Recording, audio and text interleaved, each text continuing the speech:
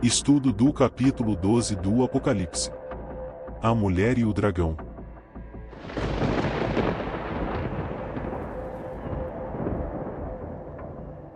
Olá! Graça e paz a todos. Aqui Milton Santos. Bem-vindo ao estudo do capítulo 12 do Apocalipse. Esse capítulo traz muitos simbolismos e significados importantes para a compreensão das revelações. O livro do Apocalipse é escrito em um estilo literário chamado de quiasmo, aonde as cenas dos últimos capítulos e as cenas dos primeiros capítulos vão se aproximando e se encontram no centro do livro, criando um clímax central do assunto. Os capítulos 12, 13 e 14 mostram um grande conflito entre Deus e as forças do mal. Ao ponto que avançarmos no estudo, iremos ver alguns simbolismos e períodos de tempo, como já estudamos no vídeo passado. Para quem não assistiu o último vídeo, vou deixar um card no canto superior direito da tela. Iremos usar a regra de dia-ano, para ver como se cumpre na história esses períodos. Então, vamos ao estudo.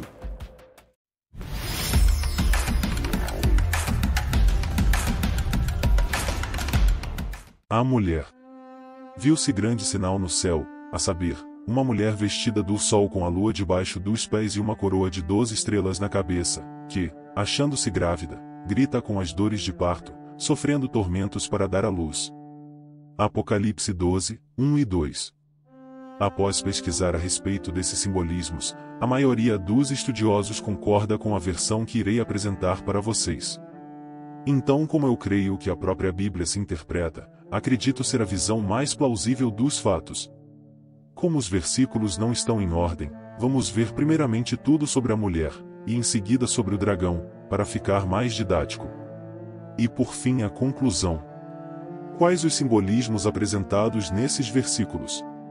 A mulher em profecias é considerada como a igreja, baseado no texto de Efésios 5, 22 e 23.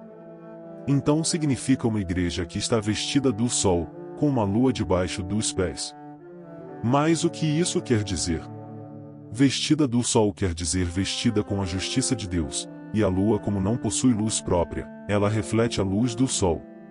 Remete-se ao sistema de sacrifícios do santuário, que se matavam animais para a remissão dos pecados. Os animais em si próprio não tinham poder para salvar, mas simbolizava a vinda do Cordeiro de Deus, que futuramente morreria pelos pecados do povo, e esse sim tinha poder para salvar, porque Cristo é o sol da justiça. Ela tinha uma coroa de 12 estrelas na cabeça. O número 12 na Bíblia tem um significado de plenitude. No Antigo Testamento eram 12 tribos de Israel, no Novo Testamento eram 12 apóstolos, e em Apocalipse 21, falando sobre a cidade santa, são 12 fundamentos e 12 portas. Então, essa igreja é uma representação dos cristãos do Antigo e do Novo Testamento, é a igreja de Deus em todas as eras. A coroa na cabeça simboliza o triunfo de Deus, e ela é uma igreja vitoriosa e vestida com a justiça de Cristo. Vamos ver o que diz os próximos versículos. Nasceu-lhe, pois, um filho varão, que há de reger todas as nações com cetro de ferro. E o seu filho foi arrebatado para Deus até ao seu trono. A mulher, porém, fugiu para o deserto, onde lhe havia Deus preparado lugar para que nele a sustentem durante 1260 dias. Apocalipse 12, 5 e 6. Esses versos nos confirmam que o filho varão se trata realmente de Jesus. Porque ele regerá com cetro de ferro todas as nações, e também foi arrebatado até Deus.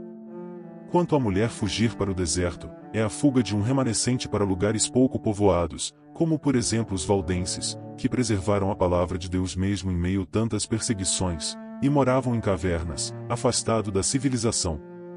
Eles chegaram a ter a Bíblia traduzida para sua própria língua, antes mesmo da Bíblia ser traduzida para o alemão ou o inglês. E também aparece o mesmo período de tempo que estudamos no vídeo passado.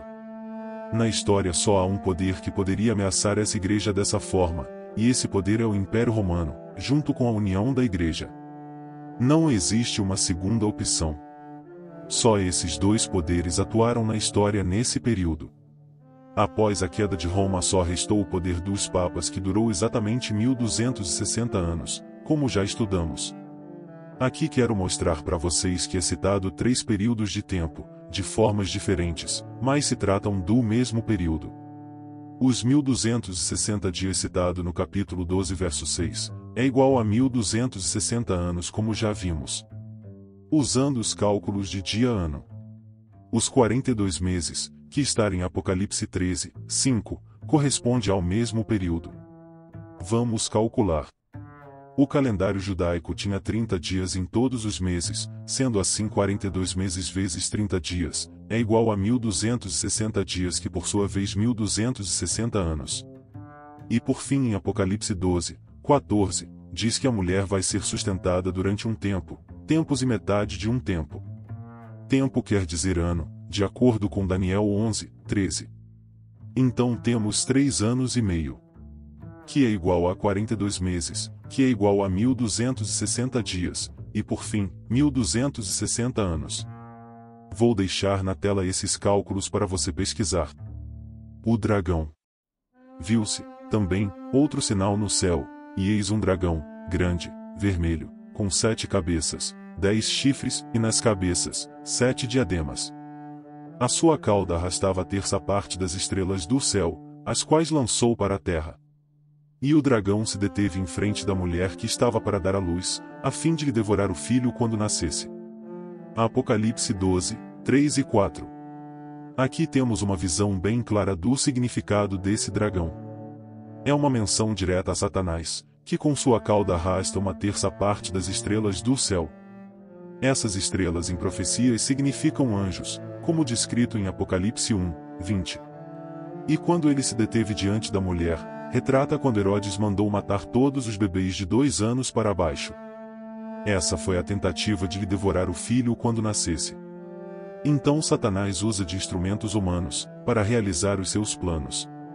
E assim aconteceu nos 1260 anos. Ele tentou exterminar a Igreja de Deus, tirando do povo o conhecimento da palavra e implantando costumes, sem contar com a morte dos mártires. Mas Deus preservou um remanescente em todas as eras. E como eu disse, a própria Bíblia se interpreta, olha o que diz os próximos versos. Houve peleja no céu. Miguel e os seus anjos pelejaram contra o dragão. Também pelejaram o dragão e seus anjos. Todavia, não prevaleceram.